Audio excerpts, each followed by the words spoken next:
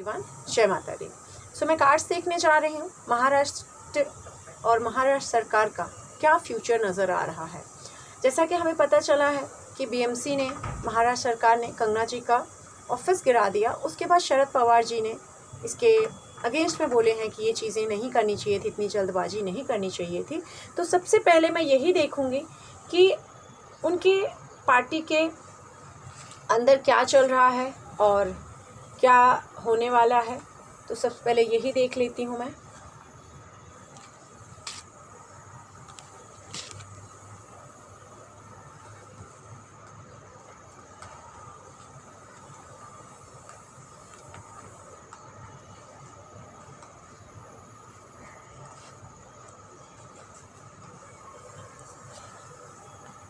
पहले तो ये बोलूँगी कि इस समय पार्टी के अंदर बहुत ऐसे मैं कहूँगी कि एंगर वाली सीन चल रही है, बहुत परेशानियाँ चल रही हैं, गुस्सा चल रहा है, एक दूसरे के ऊपर ब्लेम दिया जा रहा है, एक दूसरे को कहा जा रहा होगा कि लाइक आपने ऐसा किया, आपकी वजह से ये हुआ। एक दी एंड के कगार पे पार्टी दिख रही है। राइट नाउ ऐसा दिख रहा है कि पार्टी को बहुत खतरा है, एक दूसरे से ही परेशानी है और लड़ाइयाँ चल रही हैं। लेकिन अगेन ये दिख रहा है कि थोड़े दिन में, थोड़े टाइम में वापस ये पार्टी बैलेंस करेगी, बातचीत करेंगे एक दूसरे से, एक दूसरे के साथ एग्री करेंगे, चलो ठीक है आपने ये बोला, मैंने ये बोला, ऐसे करके हम समझौता करते हैं।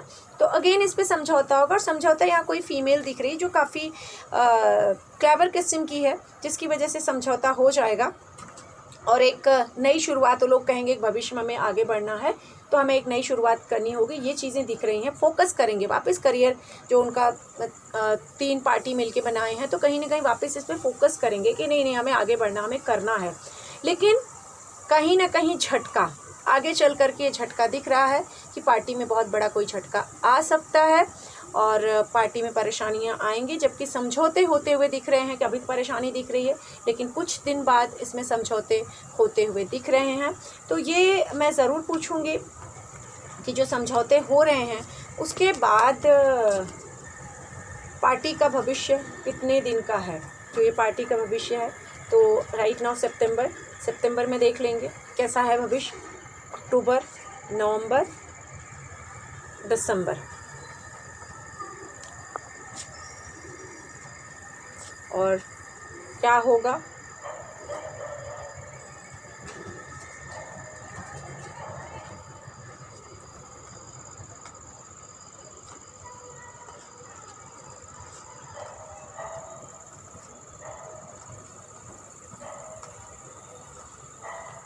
यहाँ एक चीज़ कहूँगी, सितंबर में थोड़ा ये लोग प्रॉब्लम्स तो आ गई है, काफ़ी जगलिंग चली, प्रॉब्लम्स चल रही हैं डेफिनेटली, लेकिन इसको कहीं ना कहीं ये हैंडल करने की कोशिश करेंगे, प्रैक्टिकल रहने की कोशिश करेंगे। अक्टूबर तक इसको बैलेंस भी ये लोग कर लेंगे। मतलब कहीं ना कहीं इस चीज़ को, जैसे उसमें मैंने कहा कि पार्टी के बीच में प्रॉब्लम्स दिख रही हैं, लेकिन ये लोग टैकल करने की कोशिश करेंगे। सेम अक्टूबर में दिख रहा है कि चीज़ें काफ़ी हद तक ये लोग बैलेंस कर लेंगे, सही चल जाएंगे। नवंबर में पूरी तरह से झटका लगेगा, एकदम से ऐसा लगेगा कि पार्टी ख़त्म हो गई है, सब कुछ ख़त्म हो गया है। लेकिन दिसंबर में अगेन ये पार्टी करिश्मा करने वाली है। मतलब ऐसा मुझे नहीं दिख रहा है दिसंबर तक भी ये पार्टी को कुछ होने वाला है ये लोग के बीच में।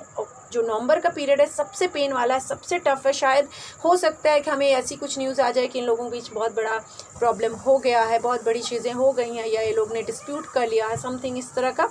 लेकिन दिसंबर में दिख रहा है कि अगेन कुछ मैजिक चलेगा और चीज़ें इनकी अच्छी हो जाएंगी। तो क्या इस साल तक ये पार्टी सेफ रहने वाली है, ये भी मैं देख लेती हूँ।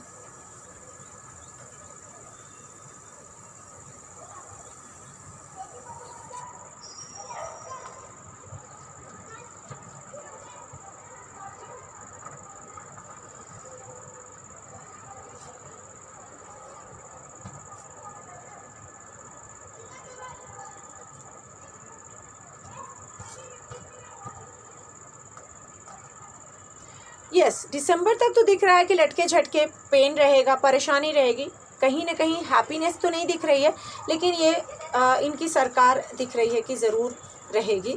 तो उसके बाद मैंने वैसे एक वीडियो बना रखा था, आप जाके देख सकते हैं, लेकिन ये दिसंबर तक के लिए मैंने प्रेडिक्शन डाले हैं कि परेशानियां तो आएंगी, लेकिन लटके झटके ये सरकार अटकी रहेगी। शायद ऐसे हो सकता है कि इनको अपने जो भी इनके साथ में है दूसरी पार्टीज, उनकी सारी बात माननी पड़े और उसके हिसाब से चलना पड़े, जहाँ ये बहुत पेन में रहेंगे दिसंबर तक। लेकिन दिसंबर तक पार्टी मुझे नहीं लग रही है कि महाराष्ट्र की सरकार गिर जाएगी।